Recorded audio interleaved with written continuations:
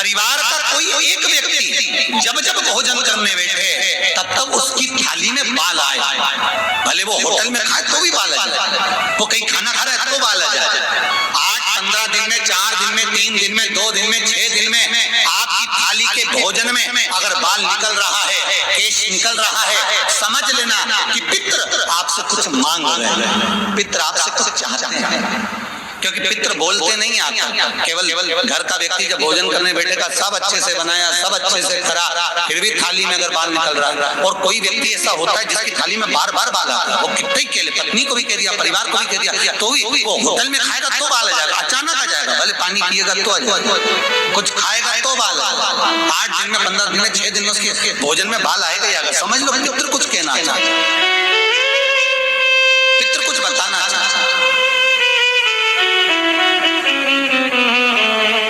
कुछ वर्णन करना था।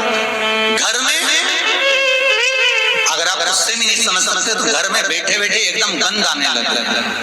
8 दिन में, 4 दिन में, 6 दिन में, ना जाने कौन सी गंध की बदबू सी आ रही है, कोई गंध आ रही है, कोई सुगंध सी आ रही है, कोई गंध सी आ रही है। समझ लो पितृ की छाया पड़ रही है, पितृ कुछ मांग रहे हैं। 8 दिन में, 15 दिन में कोई भी अगर आप तो नहीं आएगा तो कोई दूसरा कहेगा आज घर में ऐसी गंध क्यों आ रही है, कोई आकर कह देगा गंध क्यों आ रही है, उसका मतलब है पितृ आपसे कुछ मांग रहे हैं।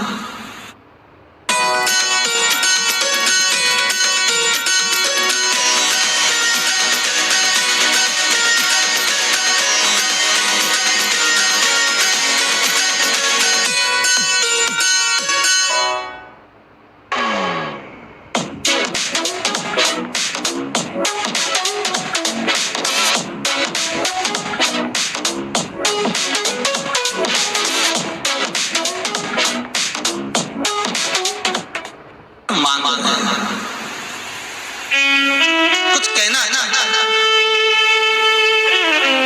कुछ मत करो। अगर ज्यादा लगता है कि हमारे घर में पितृ दोष है, पैसे नहीं आ रहे, लक्ष्मी नहीं दिख रही, पीपल के पत्ते पर श्राद्ध पक्ष की एकादशी के दिन और द्वादशी के दिन पीपल के पत्ते पर शहद की 7 बिंदियां लगा दीजिए,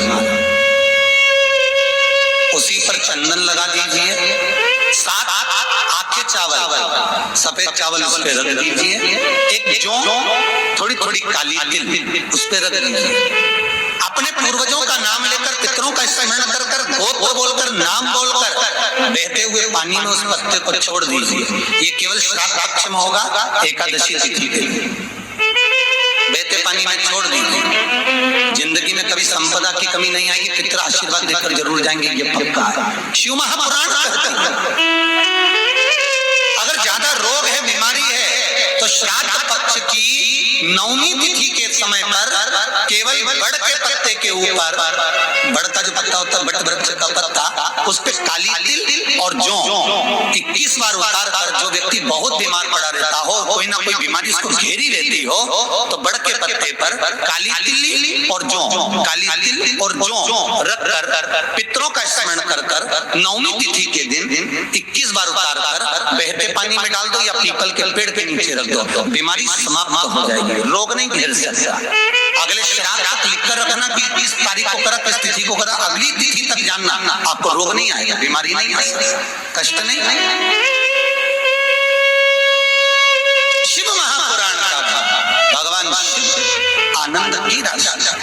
तो 3 वृक्ष, 3 पशु, 3 पक्षी और 3 जलचर ऐसे हैं जिनको पुत्र माना।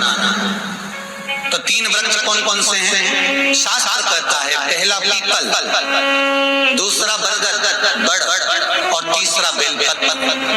इन 3 वृक्ष के नीचे श्राद्ध पक्ष में पितरों का निवास हो जाता है। इन 3 वृक्षों के नीचे 3 वृक्ष पितरों के तुल्य हैं।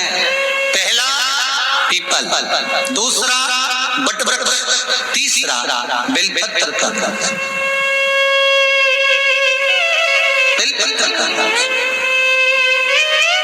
कभी अनायास श्राद्ध पक्ष में आप कुछ भी ना कर पाए, कुछ भी ना कर सकते हो, तो एक पत्ते के ऊपर कोई सा भी पत्ता ले लो, चाहे पान का ले लो, कोई पीपल का ले लो, कोई भी पत्ते के ऊपर एक पुड़ी, थोड़ा मीठा थोड़ा नमकीन रखकर अपनी कामना कर अपने पूर्वजों के लिए इन 3 वृक्ष के नीचे 16 श्राद्ध में किसी भी एक दिन आपको भोजन को रखकर आ जाएगा। अपनी कामना कर सुख का अनुभव होगा, पितरों को शांति मिलेगी। 3 वृक्ष पितरों के तुल्य हैं। 3 पक्षी पितरों के तुल्य हैं, कौवा, हंस और गरुड़।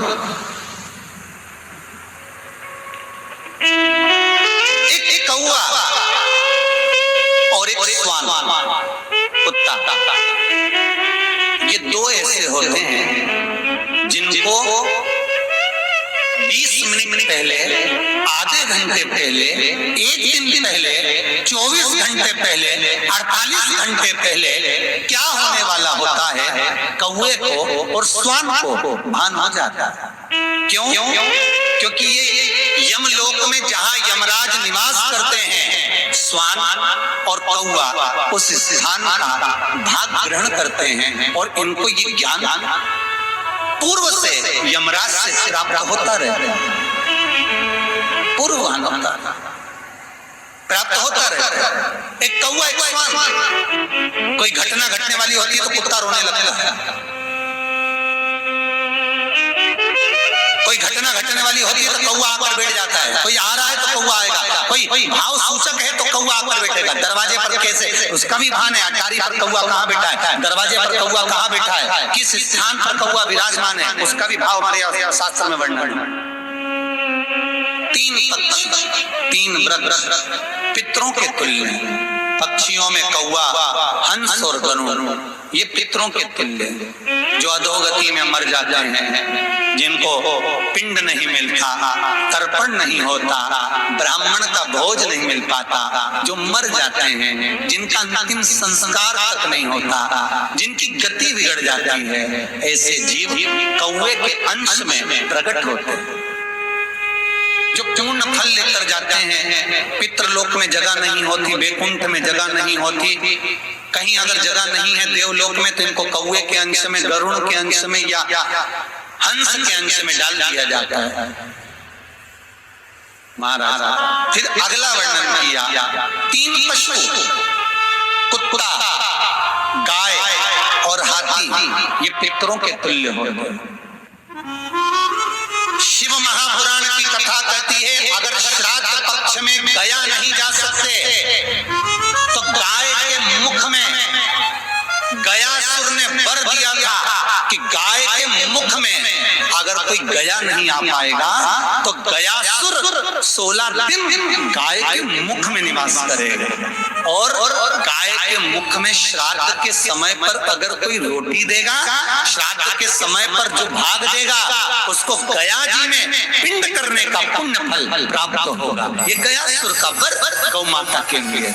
तो गाय के मुख में 16 दिन तक गया क्षेत्र का पिंड का भाग प्राप्त होगा।